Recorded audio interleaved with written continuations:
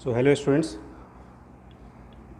अभी थोड़ी देर पहले मुझे एक बच्चे ने डाउट भेजा है और ये डाउट एक्चुअल में प्रीवियस ईयर जेई की प्रॉब्लम्स को लेकर के है। ईयर 2006 का ये क्वेश्चन है जो आपके स्क्रीन पे दिख रहा होगा। ईयर 2006 जेई एडवांस का क्वेश्चन है and the question is from the chapter magnetism. It is all about the concept of the force and the torque. Force and torque ये कंसेप्ट है। तो चलिए इस क्वेश्चन को यहाँ पर सॉल्व करके देखते हैं कि इसके करेक्ट आंसर्स क्या क्या होंगे। ऑब्जेक्टिव क्वेश्चन था, मल्टी करेक्ट ऑब्जेक्टिव क्वेश्चन था। Options A B C D वो आपके राइट हैंड साइड पर यहाँ लिखे हुए हैं। क्वेश्चन को अगर मैं एक्सप्लेन करूँ तो ये कुछ इस टाइप से क्वेश्चन है। यहाँ पर जो आप देख रहे हो ये I1, this is a wire and this cross मतलब here if this paper is my plane, if this paper is my plane then at this point which is O, at this point which is point O, you have a wire like this. So you have a wire which is perpendicular to the paper. You can see this is sketch pen. Like this there is a wire and that wire is perpendicular to your this white paper. So this is a wire which is perpendicular to the paper and it is a very long, infinite long wire, a very long wire. मैं फिर से repeat करूँ, this long wire is perpendicular to the plane of paper like this, जैसे ये sketch pen रखा है। And cross मतलब the direction of current is going into, that cross means the direction of current is into the paper, यानी कि इस paper में नीचे की तरफ करंट जा रहा है। सो आप इसको ऐसे कह सकते हो, अगर स्केच पेन को उल्टा रखें तो कुछ ऐसा है and the direction of current is downward and that is I1 current. It is very long wire. Now in the same plane इस तरीके का आप देख सकते हो कि यहाँ पर एक लूप रखा गया है। The loop is ABCD, this is a loop, close loop है ABCD, जिसमें भी करंट है I2 और इस वायर में करंट है I1। ये दो जो सेगमेंट कर्व सेगमेंट है ये सर्कुलर पार्ट्स हैं, ये दोनों हमारे सर्कुलर सेगमेंट्स हैं और इन दो सर्कुलर सेगमेंट्स के लिए जो ये वायर की प्लेस है, the place of the wire is geometrical centre of these two curve segments. मतलब ये एक सर्कुलर आर्क है, ये एक सर्कुलर आर्क है और I1 जो कि एक वेरी लॉन्ग वायर है placed at point O. So this O is center of these two arcs. So ये तो हो गया क्वेश्चन का डिस्क्रिप्शन। नाउ इस क्वेश्चन के सोल्यूशन पे आते हैं। जो अगर हम वायर I1 जो कि एक इन्फाइनेटली लॉन्ग वायर है उसकी मैग्नेटिक फील्ड लाइंस को ड्रॉ करें, magnetic field lines of this infinitely long wire, तो हम सबको पता है कि जो लॉन्ग वायर्स होते हैं उनकी मैग्नेटिक फील्ड लाइंस जो होती हैं वो एक सर्कुलर लाइंस होती हैं। एंड उनको ड्रॉ करने का तरीका ये है कि अगर ये जो करंट इनवर्ड है तो you put your right hand thumb in the downward direction and then curl the fingers. If you curl the fingers by placing your thumb in the inward direction then your curling of finger is clockwise, which means the magnetic field lines because of this very long wire I1 are like this. These are the lines of magnetic field because of the wire I1। In fact they are close lines.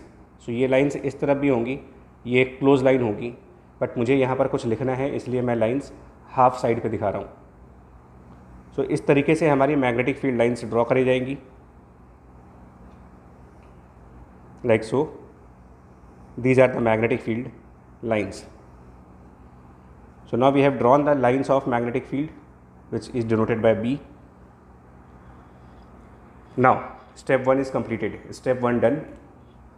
Magnetic field lines draw करने के बाद अगर हम यहाँ पर analyse करेंगे तो force on a very small segment of wire, force on a very small segment of wire, if we have a wire of DL length then we know that if a wire which carries a current is in the magnetic field then a force is calculated by I DL cross B. This is the expression for the force on a very small segment. So this is DF, force on a current carrying wire. This is our concept. और इस concept को इस problem में अगर apply करें तो यहाँ पे जो DL है, DL which denotes the small length of wire, but जो एरो है वो डायरेक्शन को डिनोट करता है और इसका डायरेक्शन होता है अलोंग करंट। विच करंट? तो DL उस वायर की लेंथ है, उस वायर की स्मॉल लेंथ है जिसके ऊपर आपको फोर्स निकालना है और इसका डायरेक्शन उस वायर की करंट के अलोंग होगा और मैग्नेटिक फील्ड B हमेशा एक्सटर्नल वायर की होगी। ना अगर मैं AB पर फोर्स कैलकुलेट करूं, AB, अगर मैं AB पे फोर्स कैलकुलेट करूं तो आप देख सकते हो कि जो वायर ए बी है और लाइन ऑफ मैग्नेटिक फील्ड ये दोनों कोइंसाइड कर रही हैं। वायर ए बी और line of magnetic field coincide करने की वजह से ये दो वेक्टर पैरेलल हो जाएंगे और वायर ए बी पर आपके लिए जो एफ होगा वो 0। सिमिलर आर्गुमेंट अगर आप वायर सी डी पर लगाते हो तो एफ़ की वैल्यू 0 होगी। और अगर हम wire B C and wire D A पे की बात करें, wire B C and wire D A की,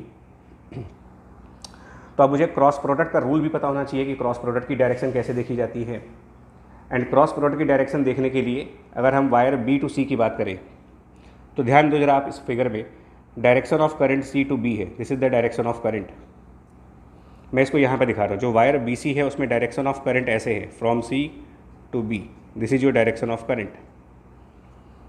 and wire C to B पर जो मैग्नेटिक फील्ड लाइन है, वायर सी टू बी पर अगर आप चेक करो तो मैग्नेटिक फील्ड लाइन की डायरेक्शन ऐसे जा रही है, टेंजेंट कह रहा हूँ।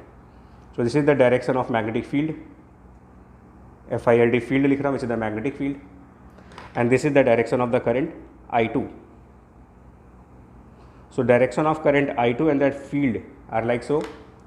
सो अगर हम क्रॉस प्रोडक्ट लगाते हैं DL क्रॉस B, जिसमें DL हमारे करंट की डायरेक्शन को इंडिकेट करता है और B हमारे मैग्नेटिक फील्ड को, सो ये करंट का डायरेक्शन हो गया और ये मैग्नेटिक फील्ड का डायरेक्शन हो गया। तो जब इन दोनों का क्रॉस प्रोडक्ट लेंगे, इन दोनों का क्रॉस प्रोडक्ट, तो इन दोनों का क्रॉस प्रोडक्ट आप राइट हैंड रूल से निकाल सकते हो दैट इनका जो क्रॉस प्रोडक्ट है वो बाहर की तरफ आएगा। Cross product of this vector will be outward dot. That means कि जो वायर सी बी है, इस वायर सी बी पर बाहर की तरफ, बाहर का मतलब होगा पेपर के परपेंडिकुलरली और ऊपर की तरफ, पेपर के परपेंडिकुलरली और ऊपर की तरफ इस वायर बी सी पर एक फोर्स काम करेगी। सो उसको मैं डॉट एफ से दिलाऊंगा, dot F. This is the direction of the force on the wire B C. Now wire D A की बात करें अगर, तो वायर डी ए में जो करंट है वो ए से डी की तरफ है। वायर डी ए में this is the direction of current from A to D, ये हमारा I2 करंट हो गया। और वायर डी ए पर अगर आप मैग्नेटिक फील्ड की लाइन्स चेक करो तो लाइन्स ऑफ मैग्नेटिक फील्ड कुछ ऐसे आ रही है, यानी ये डायरेक्शन ऑफ फील्ड है। अब अगर हम इन दोनों का क्रॉस प्रोडक्ट लेते हैं तो इन दोनों के क्रॉस प्रोडक्ट की जो वैल्यू बन रही है वो इनवर्ड डायरेक्शन में बन रही है। Cross product of this vector and field vector, this is inward. So cross and now this is the force on wire DA और AD, यानी कि जो यहाँ पर वायर है, इस वायर पे हम पेपर के नीचे की तरफ फोर्स लगा रहे हैं और इस वायर पे हम पेपर के ऊपर की तरफ फोर्स लगा रहे हैं। और wire BC and wire AD, अगर आप देख सकते हो कि वायर BC और वायर AD I1 से सिमेट्रिकली लोकेटेड है। जैसी ओरिएंटेशन I1 के लिए वायर AD की है, वैसे ही ओरिएंटेशन I1 के लिए वायर BC की है। तो because of symmetry argument these two forces must have same magnitude, and if these two forces have same magnitude but they are in the opposite directions, when you will add the forces you get total force on the loop equals to 0। दो sides already 0 थी और बाकी के दो sides की force symmetry arguments की वजह से, बाकी के दो साइड्स की फोर्स सिमेट्री आर्ग्यूमेंट्स की वजह से इक्वल है और अपोजिट है, कैंसिल आउट कर जाएंगी and the total force on this loop will be 0। So option number A is not correct, which says that net force on the loop is 0। Now torque, we all know that if you apply, मैं आपके सामने ना live या इसको demonstrate करता हूँ। Suppose we have this sketch pen placed on your screen. Now if I apply a force at this end, if I apply a force on this end in the downward direction, मैं इसको वापस लाता हूँ, ऐसे करता हूँ। अगर मैं यहाँ पर डाउनवर्ड फोर्स लगाऊँ और यहाँ पर upward, so if I push it upward, if I push it upward and then I push other end downward, one end downward and the other end upward, then you can clearly see that this sketch pen will start rotating। Same like ऐसे, इसको भी देखो आप, if you apply force at one end and the other end in the opposite directions, so when you will apply the forces in the opposite direction there will be a torque and the system will rotate। Exactly same चीज़ यहाँ पर हो रही है, यहाँ और यहाँ पर आपके फोर्स लग रहे हैं, बट फोर्सेस की डायरेक्शन कैसे लग रही है उसको एक बार फिर देखूँ। यहाँ पर आप फोर्स लगा रहे तो ऊपर की तरफ लगा रहे हैं और यहाँ पर जब फोर्स लगा रहे दूसरे साइड पे तो नीचे। तो ये वाला एंड ऊपर की तरफ आएगा और ये वाला एंड जहाँ नीचे फोर्स लग रहा है ये नीचे जाएगा, यानी कि ये कुछ इस तरीके से होगा, this end will move upward and this end will move downward. So अगर ये ऐसे होगा तो ये कुछ इस तरीके से रोटेट करेगा, ये वाला एंड ऊपर की तरफ आएगा, ये वाला एंड अपवर्ड और ये वाला एंड डाउनवर्ड। तो ये कुछ ऐसे मूव करेगा ऐसे, और जब ये ऐसे मूव करेगा और आप इस साइड से खड़े होकर देखोगे पॉइंट ओ वाले साइड से, तो पॉइंट ओ वाले साइड से जब आप देखोगे और ये चीज़ ऐसे हो रही है तो this motion is clockwise. This rotation जब आप ओ पॉइंट से खड़े होकर देखोगे तो ये एक क्लॉकवाइज रोटेशन दिख रहा है मुझे, एंड दैट मीन्स कि इसके ऊपर एक टॉर्क एग्जिस्ट कर रहा होगा, टॉर्क, एंड वो टॉर्क पॉइंट ओ से देखने पर क्लॉकवाइज डायरेक्शन में दिख रहा है, और जब ये टॉर्क ओ पॉइंट से क्लॉकवाइज डायरेक्शन में दिख रहा है तो ऑप्शन नंबर सी भी सही है इसके लिए। So finally you will say that option A and option C, they are the right answer for this particular objective question.